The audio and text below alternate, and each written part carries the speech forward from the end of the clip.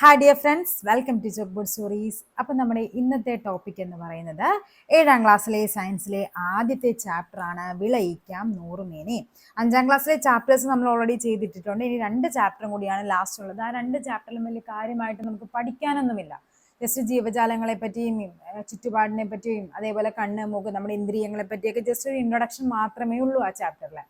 Okay, അപ്പം നമ്മുടെ 7ാം ക്ലാസ്സിലെ ആദ്യത്തെ സയൻസ് ചാപ്റ്ററാണ് വിളയിക്കാം നൂറുമേനി എന്നുള്ളത്.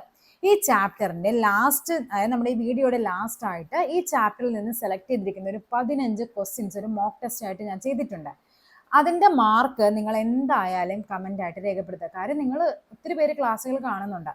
അപ്പൊ അത് എന്ത് ചെയ്യുക, നിങ്ങൾ അതിന്റെ മാർക്ക് വേറെ ഒന്നും നിങ്ങൾ കമന്റ് ആയിട്ട് രേഖപ്പെടുത്തിയില്ലെങ്കിലും ആ മാർക്ക് എത്ര കിട്ടി എന്നുള്ളത്, അപ്പൊ അതായത് നിങ്ങൾക്ക് ഈ ഒരു ചാപ്റ്റർ പഠിച്ചത് കൊണ്ട് ആ ഒരു 15 മാർക്ക് നിങ്ങൾക്ക് സ്കോർ ചെയ്യാൻ പറ്റും. അത് ഈ ചാപ്റ്റർ പഠിച്ചിട്ട് വേണം, നല്ല വൃത്തിക്കൊന്ന് ഈ ചാപ്റ്റർ പറയുന്നതൊക്കെ ഒന്ന് കേട്ട് പഠിച്ചിട്ട് വേണം നിങ്ങൾ ആ മോക്ക് ടെസ്റ്റ് ചെയ്ത് നോക്കാനായിട്ട്. അപ്പൊ നമുക്ക് മനസ്സിലാകും ഓരോ ചാപ്റ്ററിൽ നിന്നും എങ്ങനെയൊക്കെ ക്വസ്റ്റ്യൻസ് വരുമെന്നും അതെങ്ങനെ അറ്റംപ്റ്റ് ചെയ്യണമെന്നൊക്കെ നമുക്കൊരു ഐഡിയയും കിട്ടും. ഓക്കെ, അപ്പൊ ഞാൻ കൂടുതൽ വിശേഷമൊന്നും പറയുന്നില്ല, നമുക്ക് ക്ലാസ്സിലോട്ട് പോകാം. എന്താണ് വിളയിക്കാം നൂറുമേനി നോക്കാം നമുക്ക്. ഇവിടെ നമ്മൾ എന്താണ് ചുറ്റുപാടിനെ പറ്റി, വിളകളെ പറ്റിയൊക്കെയാണ് നമ്മൾ ഈ ചാപ്റ്ററിൽ പറയുന്നത്. ഇതിൽ ആദ്യം നമുക്ക് പഠിക്കാനുള്ളത് ഈ ഒരു കാര്യമാണ്. അതായത് നമ്മളൊരു ചെടി വളർത്തുമ്പോൾ നമ്മൾ എന്താ അല്ലെ, നമ്മൾ എന്ത് ചെയ്യും, വിത്തെടുക്കും.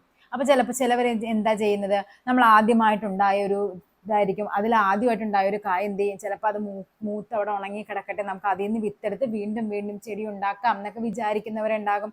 അപ്പൊ എന്താണ് ശരിക്കും നമ്മൾ എപ്പോഴാണ് ഒരു വിത്ത് ശേഖരിക്കേണ്ടത്, അതായത് അതാണ് ആദ്യത്തെ ടോപ്പിക് എന്ന് പറയുന്നത്. ഒരു ചെടിയിൽ നിന്ന് നമ്മൾ എപ്പോ വേണം വിത്ത് ശേഖരിക്കാനായിട്ട്? ഒരു ചെടിയുടെ മധ്യകാലത്തുണ്ടാകുന്ന മൂപ്പെത്തിയ ഫലത്തിൽ നിന്നാണ് വിത്തെടുക്കേണ്ടത്. ഇതിന്റെ നോട്ട് വേണമെങ്കിൽ ജസ്റ്റ് ഒന്ന് കമന്റ് ആയിട്ട് പറഞ്ഞാൽ മതി. ഞാൻ നമ്മുടെ ടെലഗ്രാം ഗ്രൂപ്പിൽ ഈ മാർക്ക് ചെയ്ത PDF, അതായത് നിങ്ങൾ ഫുൾ PDF ആയിട്ടും വേണമെങ്കിൽ അങ്ങനെ ഇടാം, അല്ലെങ്കിൽ ഈ മാർക്ക് ചെയ്ത PDF വേണമെങ്കിൽ അതും ഇടാം. അപ്പൊ നിങ്ങൾക്കൊന്ന് വായിച്ച് റിവിഷൻ ആയിട്ട് ചെയ്യുമ്പോൾ വായിക്കാനും എളുപ്പമുണ്ടാകും. അപ്പൊ എന്താണ്, ഒരു ചെടിയുടെ മധ്യകാലത്തുണ്ടാകുന്ന മൂപ്പെത്തിയ ഫലമായിരിക്കണം. അതേപോലെ എന്തൊക്കെയായിരിക്കണം, നല്ല ഗുണമേന്മയുള്ള വിത്തായിരിക്കണം. ശുഷ്കിച്ച് കിടക്കുന്ന ഒരു അല്ലെങ്കിൽ എന്താണ് പുഴുവൊക്കെ കയറിയ ഒരു വിത്തിൽ നിന്നല്ല, നമ്മൾ ഏറ്റവും നല്ലൊരു ഇതിൽ നിന്ന് വേണം നമ്മൾ എന്ത് ചെയ്യാനായിട്ട്, വിത്ത് ശേഖരിക്കാനായിട്ട്. ഓക്കെ, അപ്പൊ നമുക്ക് നോക്കാം. നല്ല വിളവ് ലഭിക്കാൻ ഗുണമേന്മയുള്ള വിത്ത് തിരഞ്ഞെടുക്കണം. ഗുണമേന്മ ഉറപ്പുവരുത്താൻ വിത്തെടുക്കുന്ന ഫലം, ചെടി എന്നിവയും എന്തായിരിക്കണം, ഗുണമേന്മയുള്ളതായിരിക്കണം. കണ്ടാ, വിത്തെടുക്കുന്ന ചെടി എന്ന് പറയുന്നത് എന്തൊക്കെയായിരിക്കണം, കായ്ഫലം ഉള്ളതായിരിക്കണം, ആരോഗ്യമുള്ള ചെടിയായിരിക്കണം. കണ്ടോ, അതേപോലെ തന്നെ വിത്തിനായി തിരഞ്ഞെടുക്കേണ്ട ഫലം എന്ന് പറയുന്നത് ഏതാണ്, മധ്യകാലത്തുണ്ടായ മൂപ്പെത്തിയ ഫലമായിരിക്കണം. നെക്സ്റ്റ്, തിരഞ്ഞെടുക്കുന്ന വിത്ത് എന്താണ്, സ്വാഭാവികമായ ആകൃതി ഉള്ളതായിരിക്കണം. അതേപോലെ തന്നെ എന്താണ്, കണ്ടോ, ഈ പറയുന്ന ഈ ഒരു കണ്ടീഷൻസ് എല്ലാം എന്തായിരിക്കണം, പുറന്തോടിൽ കേടുള്ളതൊക്കെ എടുക്കാൻ പറ്റൂ, ഇല്ല, ഭാരം കുറഞ്ഞെടുക്കാൻ പാടില്ല. അങ്ങനെ സ്വാഭാവികമായ ആകൃതിയുള്ളതും സ്വാഭാവിക വലുപ്പവും ഉള്ളതായിരിക്കണം നമ്മൾ എന്ത് ചെയ്യേണ്ടത്, ഈ പറയുന്ന വിത്ത് തിരഞ്ഞെടുക്കേണ്ടത്. അതേപോലെ എന്താണ് പറയുക, മധ്യഭാഗത്തുള്ളതായിരിക്കണം, അതേപോലെ മൂപ്പെത്തിയതായിരിക്കണം. പിന്നെ എന്താണ്, കായ്ഫലം കൂടുതലുള്ള ചെടിയായിരിക്കണം, ആരോഗ്യമുള്ള ചെടിയായിരിക്കണം. ഇതൊക്കെയാണ് നമ്മളൊരു ചെടി തിരഞ്ഞെടുക്കുമ്പോഴേക്കും അല്ലെങ്കിൽ ഒരു വിത്ത് തിരഞ്ഞെടുക്കുമ്പോഴേക്കും ഉണ്ടാകേണ്ട പ്രത്യേകതകൾ എന്ന് പറയുന്നത്. നെക്സ്റ്റ് ആണ് പറയുന്നത്, നമുക്കറിയാം നമ്മളൊരു ചെടി നടുക എന്ന് പറയുന്നത് വിത്തിൽ നിന്ന് മാത്രമല്ല നമ്മൾ ചെടികൾ നടാറ്. എന്തൊക്കെ ചെയ്യാറുണ്ട്, നമ്മൾ കമ്പ് കുത്തിവെക്കും. അതേപോലെ ഭൂകാണ്ഡം, ഇപ്പൊ ഇഞ്ചിയൊക്കെ ആണെങ്കിൽ ഇഞ്ചിയുടെ ആ ഒരു കഷ്ണം കൊണ്ടേ കുത്തിവെക്കും, അല്ലെ. അപ്പൊ ഭൂകാണ്ഡമുണ്ട്, ഇല കുത്തിവെക്കുന്നുണ്ട്. അതേപോലെ തന്നെ ആ കുരുമുളകൊക്കെ എങ്ങനെയാണ് നമുക്കിങ്ങനെ പടർന്ന് പന്തലിച്ച് അതിൽ നിന്ന് നമുക്ക് അടർത്തിയെടുത്തിട്ട് നമ്മൾ പുതിയത് ഉണ്ടാക്കുന്നുണ്ട്. അപ്പൊ പല ടൈപ്പിലാണ് നമ്മൾ, വിത്തിൽ നിന്ന് മാത്രമല്ല നമ്മൾ ചെടികൾ ഉണ്ടാക്കുന്നത്. വേര്, തണ്ട്, ഇല, ഭൂകാണ്ഡം എന്നീ ഭാഗങ്ങളിൽ നിന്നും പുതിയ സസ്യങ്ങൾ ഉണ്ടാക്കാറുണ്ട്. അങ്ങനെ വിത്ത് മുളപ്പിച്ച് മാത്രമല്ല ഈ ഭാഗങ്ങൾ ഉപയോഗിച്ചും എന്ത് ചെയ്യാറുണ്ട്, തൈച്ചെടികൾ ഉണ്ടാക്കാറുണ്ട്. അതിനാൽ ഇവയും എന്താണ്, നടീൽ വസ്തു എന്ന് പറയാം. അതിനെയാണ് നമ്മൾ കായിക പ്രജനനം എന്ന് പറയുന്നത്. അപ്പൊ എന്താണ് കായിക പ്രജനനം? ഒരു സസ്യത്തിന്റെ കായിക ഭാഗങ്ങളായ എന്തൊക്കെയാണ്, വേര്, തണ്ട്, ഇല, ഭൂകാണ്ഡം എന്നിവയിൽ നിന്ന് പുതിയ തൈകൾ ഉണ്ടാക്കുന്ന പ്രക്രിയയെ പറയുന്ന പേരാണെന്ത്, കായിക പ്രജനനം. ഓക്കെ, ഇതെന്താണ്, ഒരു അലൈംഗിക പ്രത്യുൽപാദനമാണ്. ഓക്കെ, വിത്തുകൾ ഉണ്ടാക്കുന്നത് എന്താണ്, ലൈംഗിക പ്രത്യുൽപാദനത്തിലൂടെയാണ്. വിത്ത് മുളച്ചും തൈകളും, അല്ലെ, വിത്ത് മുളയ്ക്കുക എന്ന് പറയുന്നത് ശരിക്കും പറഞ്ഞ ലൈംഗിക പ്രത്യുൽപാദനമാണ്. പക്ഷെ ഈ പറയുന്ന ചെടികൾ എന്ത് ചെയ്യുന്നുണ്ട്, നമ്മൾ കമ്പൊടിച്ചിട്ട് കൊണ്ട് ഒരു പുതിയ ചെടി ഉണ്ടാക്കുന്നുണ്ട്, അതിൽ വിത്തുണ്ടാവുന്ന ലൈംഗിക പ്രത്യുൽപാദനമാണ്. പക്ഷെ ഇവിടെ പറയുന്ന അങ്ങനെയല്ല. ഒരു പുതിയ ചെടി ഉണ്ടാക്കുന്ന പ്രോസസ്സ് എന്ന് പറയുന്നത് വേര്, തണ്ട്, ഇല, ഭൂഖണ്ഡം എന്നിവയിൽ നിന്നാണ് നമ്മൾ പുതിയ ചെടി ഉണ്ടാക്കുന്നതിൽ അതിനെ പറയുന്ന പേരാണ് കായിക പ്രജനനം അഥവാ വെജിറ്റേറ്റീവ് പ്രൊപ്പഗേഷൻ എന്ന് പറയും. ഓക്കെ, നെക്സ്റ്റ് നോക്കാം നമുക്ക്.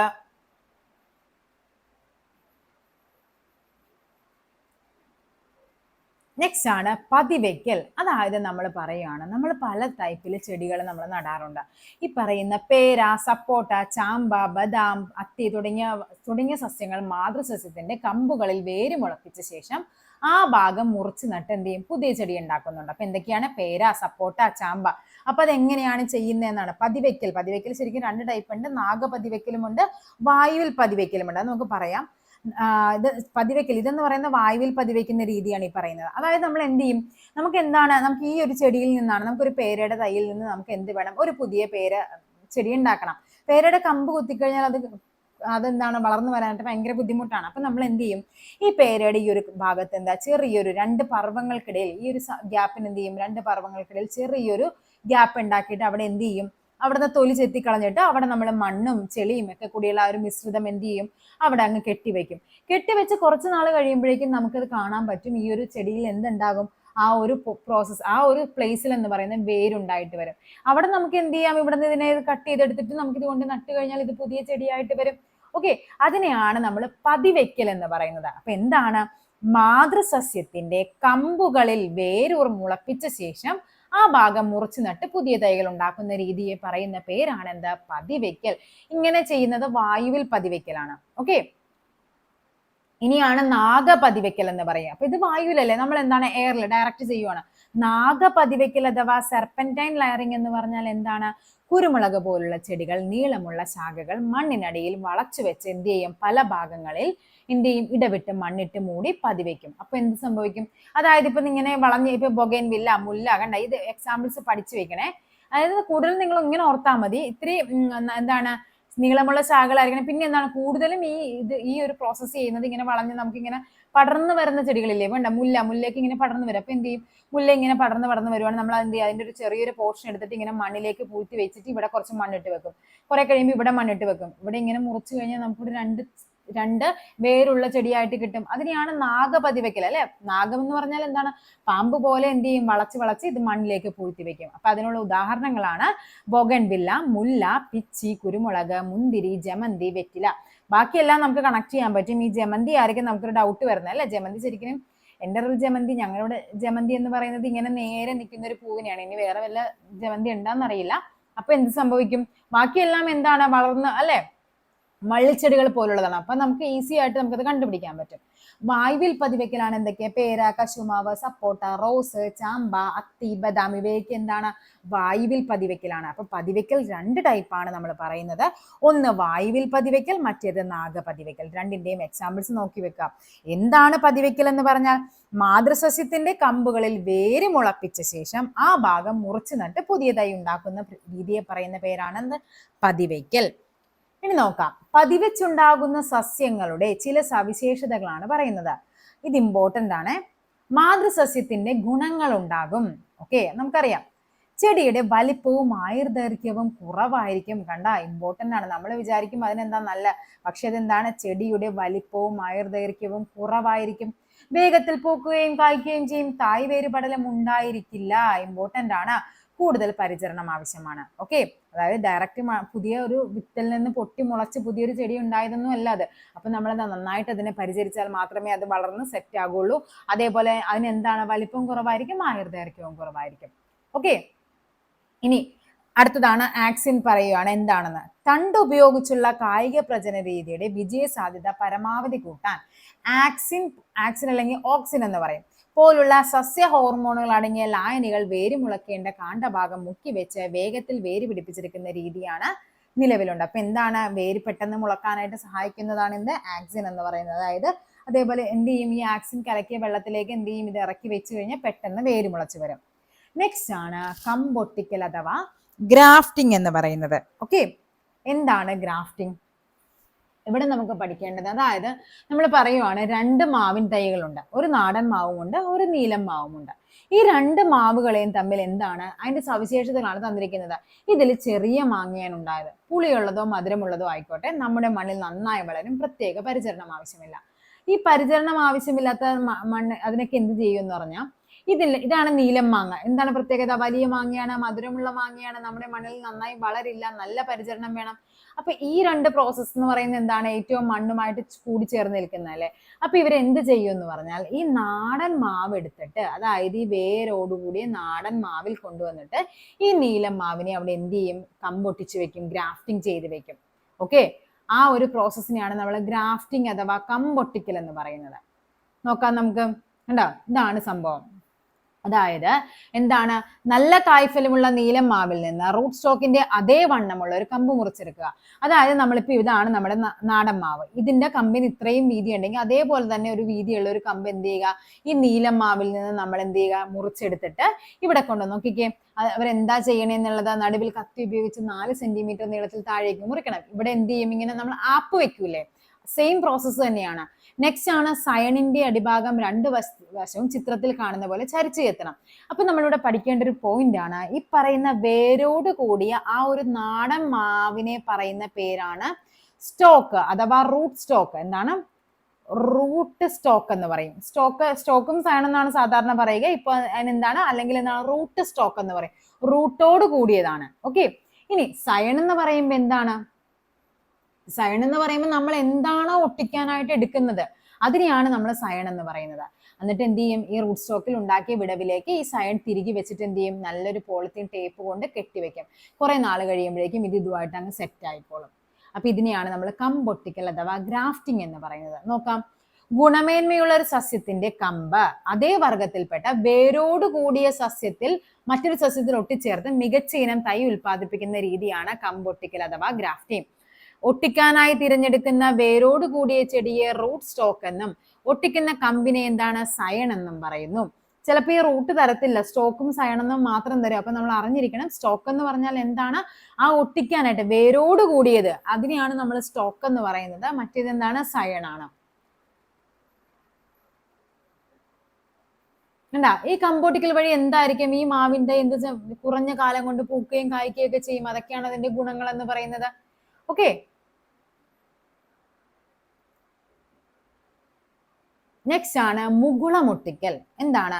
കമ്പിന് പകരം നമ്മൾ നേരത്തെ കമ്പൊട്ടിക്കൽ പറഞ്ഞു, ഗ്രാഫ്റ്റിംഗ് ആണെന്ന്. ഇവിടെ കമ്പൊട്ടിക്കുന്നതിന് പകരം അവിടെ എന്താ ചെയ്യുന്നത്? മുകുളം എടുത്തൊട്ടിക്കും. മുകുളം എടുത്തൊട്ടിക്കുന്നതിനാണ് നമ്മൾ ബഡ്ഡിങ് അഥവാ മുകുളമൊട്ടിക്കൽ എന്ന് പറയുന്നത്.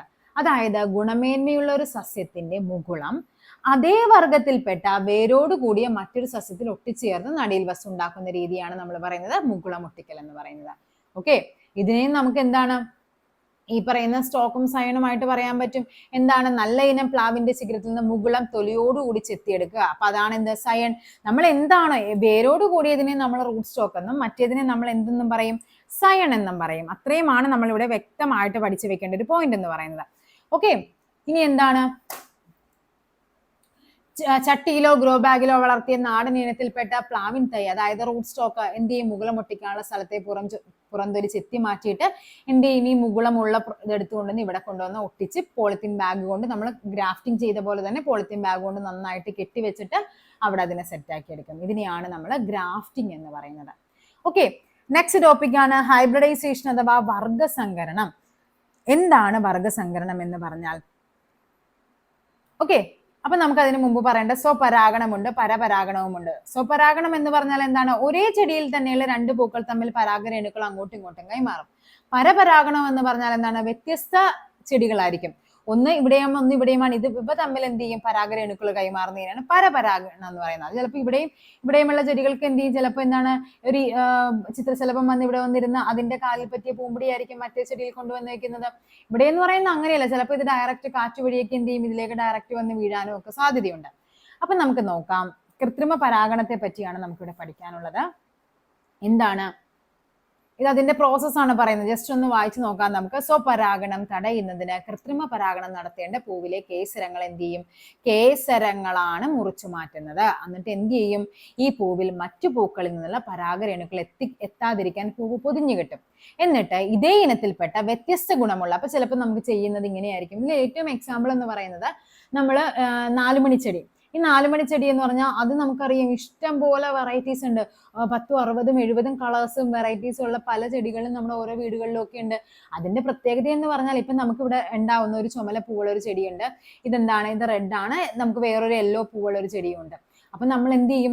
ഇവ തമ്മിൽ നമ്മൾ കൃത്രിമമായിട്ട് നമ്മൾ പരാഗണം നമുക്ക് ചെയ്യാൻ പറ്റും. ഇതിന്റെ പൂവ് എടുത്ത് കൊണ്ടുവന്ന് ഇതിന്റെ പൂമ്പൊടിയിൽ കൊണ്ടുവന്ന് ഇട്ട് കൊടുക്കും. അപ്പൊ ഇനി പിന്നെ ഉണ്ടാകുന്ന ചെടികൾ ചിലപ്പോൾ എന്തുണ്ടായിരിക്കും? ഉണ്ടാകുന്ന പൂവെന്ന് പറയുന്നത് ചിലപ്പോൾ മഞ്ഞയായിരിക്കാം, അല്ലെങ്കിൽ ഈ ചുവപ്പും മഞ്ഞയുടെയും ഒരു മിക്സർ ആയിട്ട് കിട്ടും. അപ്പൊ നമുക്കൊരു പുതിയ വെറൈറ്റി കിട്ടും. അങ്ങനെയാണ് നമ്മൾ കൃത്രിമ പരാഗണം എന്ന് പറയുന്നത്. അപ്പൊ ഇവിടത്തെ തന്നെയുള്ള പരാഗരേണുക്കൾ വീഴാതിരിക്കാൻ ഇതിനെ നമ്മൾ എന്ത് ചെയ്യും? പൊതിഞ്ഞ് സൂക്ഷിച്ചിട്ട് വ്യത്യസ്ത ഗുണമുള്ള ചെടികളിലെ പൂവിൽ നിന്ന് പരാഗരേണുക്കൾ എന്ത് ചെയ്യും? ബ്രഷിൽ ശേഖരിച്ചിട്ട് നമുക്ക് എവിടെയാണോ പരാഗണം നടത്തേണ്ടത് അവിടെ വന്ന് ഇട്ടുകൊടുക്കും. എന്നിട്ട് അതിനെ വീണ്ടും കെട്ടിവെക്കും. ഇങ്ങനെയാണ് നമ്മൾ കൃത്രിമ പരാഗണം എന്ന് പറയുന്നത്. നെക്സ്റ്റ് ആണ് വർഗസങ്കരണം. എന്താണ് വർഗസങ്കരണം എന്ന് പറഞ്ഞാൽ? ഒരേ വർഗത്തിൽപ്പെട്ടതും വ്യത്യസ്ത ഗുണങ്ങളുമുള്ളതുമായ 2 ചെടികൾ തമ്മിൽ കൃത്രിമ പരാഗണം നടത്തി രണ്ടിന്റെയും ഗുണങ്ങൾ ചേർന്ന പുതിയ വിത്തുകൾ ഉൽപ്പാദിപ്പിക്കുന്ന രീതിയാണ് വർഗസങ്കരണം എന്ന് പറയുന്നത്. ഇങ്ങനെ ഉണ്ടാക്കുന്ന വിത്തുകളിൽ നിന്ന് ഗുണമേന്മയുള്ള വിത്തുകൾ തിരഞ്ഞെടുക്കുന്നു. ഇതിനെയാണ് നമ്മൾ സങ്കരയിനം വിത്തുകൾ എന്ന് പറയുന്നത്. സങ്കരയിനം വിത്തുകൾ നമുക്ക് പഠിക്കാനില്ലേ? എന്തൊക്കെയാണ്?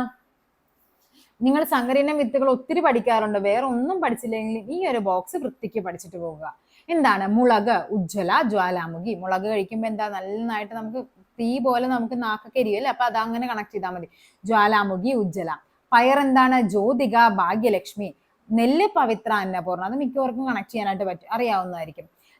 തെങ്ങ് എന്താണ്? ചന്ദ്രലക്ഷ, ചന്ദ്രശങ്കര, ലക്ഷഗംഗ എന്നൊക്കെ പറഞ്ഞിട്ടുണ്ട്. അതൊക്കെ നമ്മുടെ കഴിഞ്ഞ ടെക്സ്റ്റ് ബുക്കിൽ ഉണ്ടായിരുന്നു. ഇനി വെണ്ടയാണെങ്കിലോ സൽകീർത്തിയുണ്ട്, കീരനുണ്ട്. ഇത്രയുമാണ് നമുക്ക് മെയിൻ ആയിട്ട് പഠിക്കാനുള്ളത്. അപ്പൊ ഇതാണ് ചന്ദ്രലക്ഷ, ഇത് ഭാഗ്യലക്ഷ്മി എന്ന് പറഞ്ഞാൽ പയറാണ്. ഭാഗ്യലക്ഷ്മിയും ഉണ്ട്, ജ്യോതികയും ഉണ്ട്. നെക്സ്റ്റ് ആണ് കാർഷിക ഗവേഷണ കേന്ദ്രങ്ങൾ. എവിടെയാണ്? കേരള കാർഷിക സർവകലാശാല എവിടെയാണ്? മണ്ണുത്തി, തൃശ്ശൂരിലെ മണ്ണുത്തിയിലാണ്.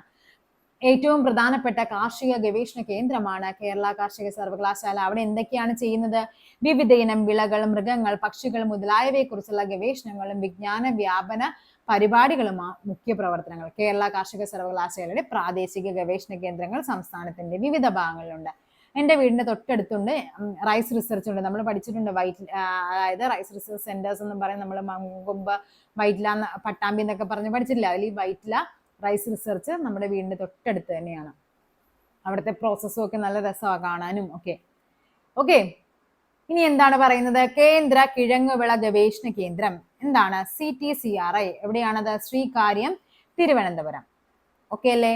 കിഴങ്ങുവർഗ്ഗങ്ങളെ പറ്റിയുള്ള പഠനവും അവയുടെ ഉൽപാദനവുമാണ് ഇവിടെ നടക്കുന്നത്. എന്താ? കേന്ദ്ര കിഴങ്ങുവിള ഗവേഷണ കേന്ദ്രം. ഓക്കെ, അപ്പൊ എവിടെയാണ്? ശ്രീകാര്യം, തിരുവനന്തപുരം.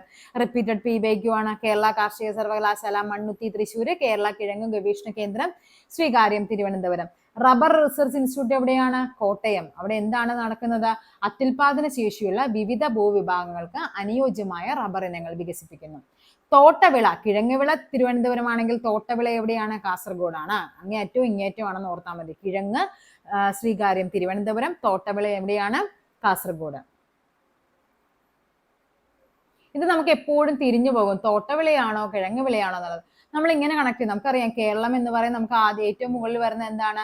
കാസർഗോഡ് അല്ലേ? കാസർഗോഡ്, കണ്ണൂർ, വയനാട്, കോഴിക്കോട് അങ്ങനെയല്ലേ നമ്മൾ പഠിക്കുന്നത്? ഏറ്റവും താഴെയാണ് വയനാട്. നമ്മൾ തോട്ടി ഉപയോഗിക്കുന്നത് എന്തിനാ?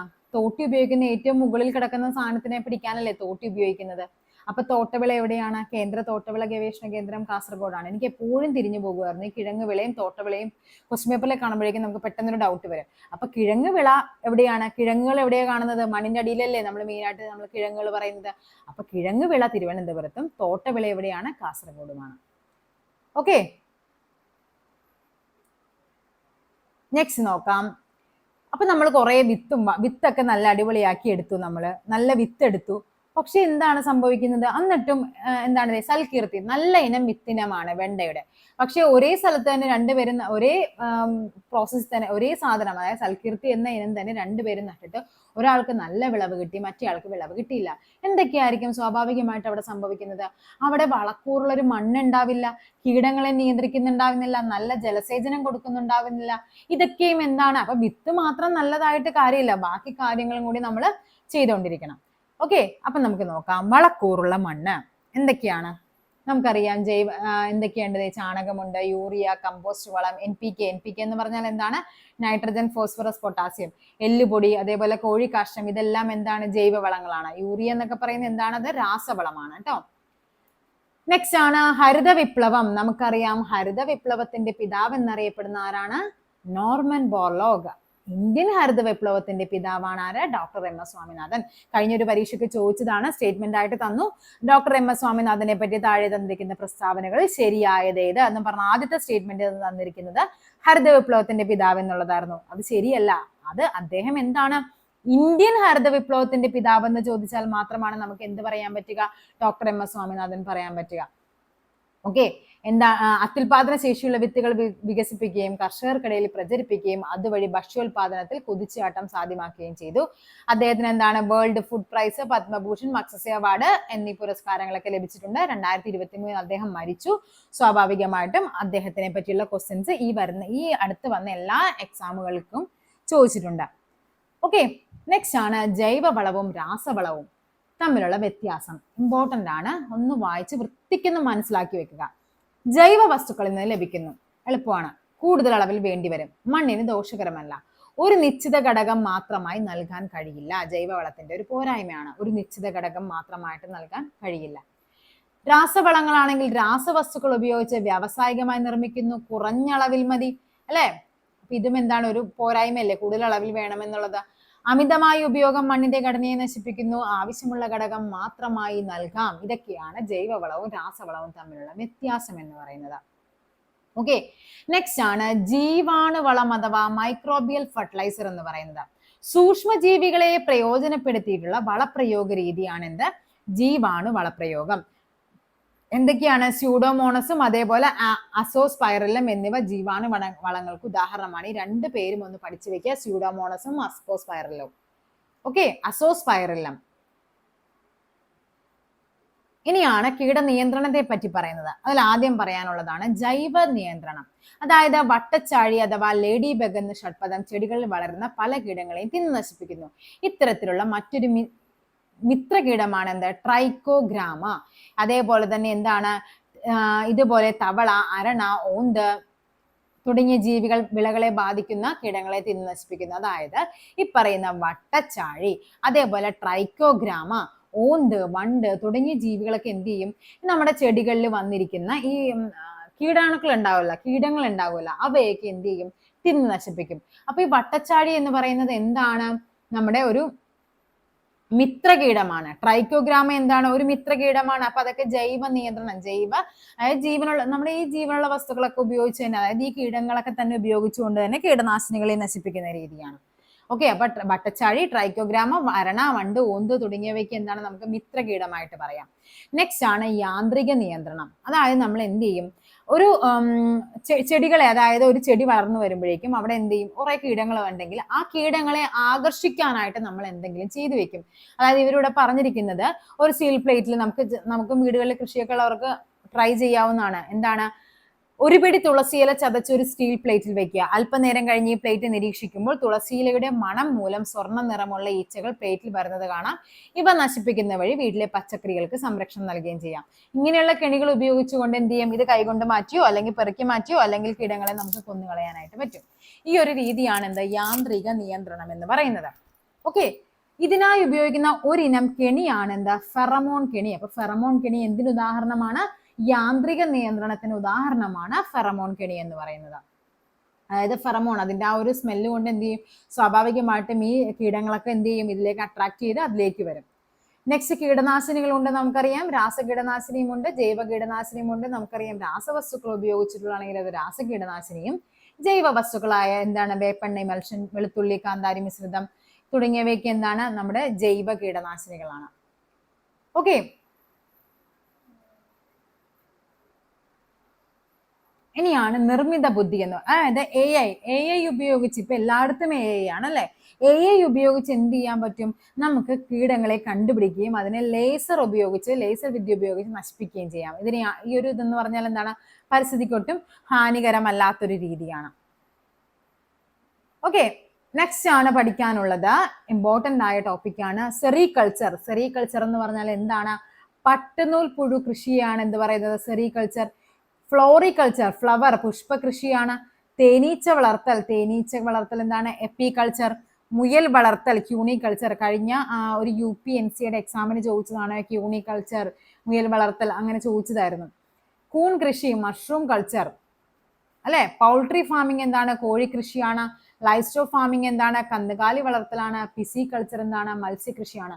ഇത് ഇമ്പോർട്ടന്റ് ആണ്. ഇത് മാച്ച് ദ ഫോളോയിങ് ആയിട്ടോ അല്ലെങ്കിൽ തന്നിരിക്കുന്നതിൽ തെറ്റായത് ഏതെന്നോ അല്ലെങ്കിൽ ഇപ്പൊ എന്തെങ്കിലും സെറികൾച്ചർ, പട്ടുനൂൽ പുഴു വളർത്തൽ, എന്നിട്ട് എപ്പികൾച്ചർ എന്നിട്ട് ഡാഷ് ഇട്ട് തരാം. എന്താണ്? തേനീച്ച വളർത്തൽ. അപ്പൊ ഇതൊന്ന് വൃത്തിക്ക് പഠിക്കുക.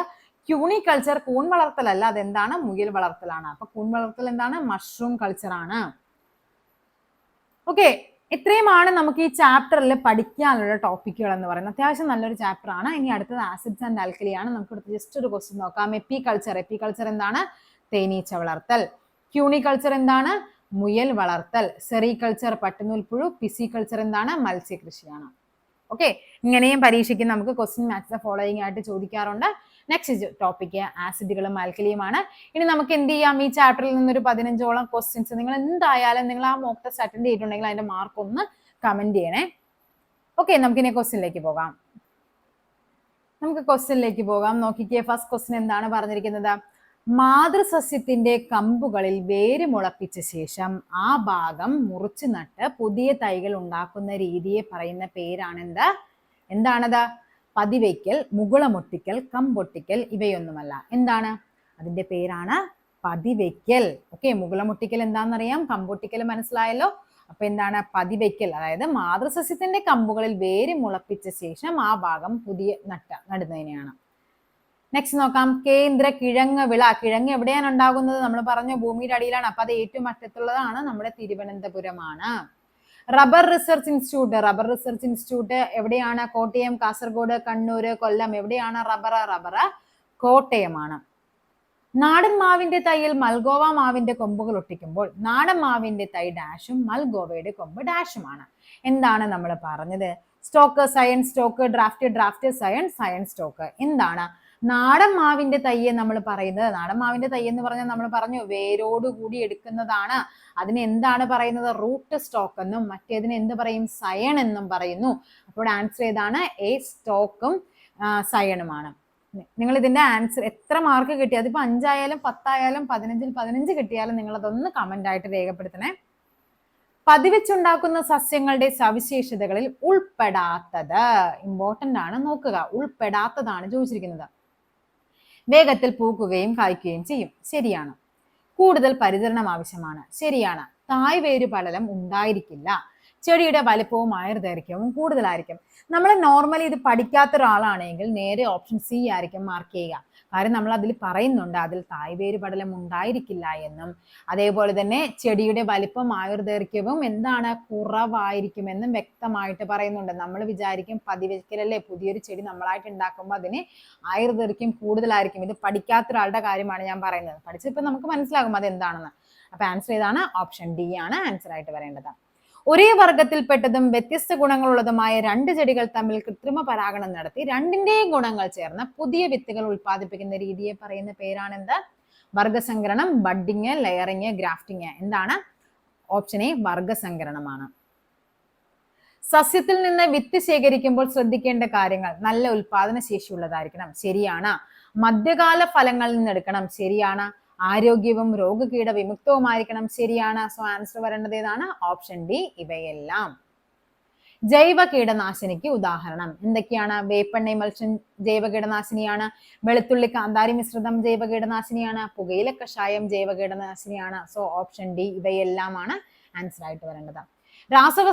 രാസവളങ്ങളുമായി ബന്ധപ്പെട്ട് തെറ്റായ പ്രസ്താവന: കുറഞ്ഞ അളവിൽ മതി. നമ്മൾ പറഞ്ഞു രാസവളവും ജൈവവളവും തമ്മിലുള്ള വ്യത്യാസങ്ങൾ പറഞ്ഞിരുന്നു. രാസവളമാണെങ്കിൽ കുറഞ്ഞ അളവിൽ മതി. അപ്പൊ ഇത് ശരിയാണ്. അമിതമായ ഉപയോഗം മണ്ണിന്റെ ഘടനയെ നശിപ്പിക്കുന്നു, ശരിയാണ്. രാസവസ്തുക്കൾ ഉപയോഗിച്ച് വ്യാവസായികമായി നിർമ്മിക്കുന്നു, ഇതും ശരിയാണ്. ഒരു നിശ്ചിത ഘടകം മാത്രമായി നൽകാൻ കഴിയില്ല. അതെന്ന് പറയുന്ന രാസവളങ്ങളുടെ ഏറ്റവും വലിയൊരു മേന്മയാണ്. നമ്മുടെ മണ്ണിൽ നൈട്രജന്റെ കുറവാണുള്ളത്. മണ്ണ് പരിശോധിച്ച് മനസ്സിലാവും അവിടെ നൈട്രജൻ ഇല്ലാന്ന്.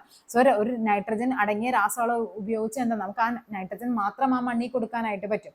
അങ്ങനെയാണ്. അപ്പൊ നിശ്ചിത ഘടകം മാത്രമായി നൽകാൻ കഴിയില്ല എന്നാണ് അവർ പറഞ്ഞിരിക്കുന്നത്. തെറ്റാണ്, അങ്ങനെ കഴിയും. ഇന്ത്യൻ ഹരിത വിപ്ലവത്തിന്റെ പിതാവാണ് ആര്?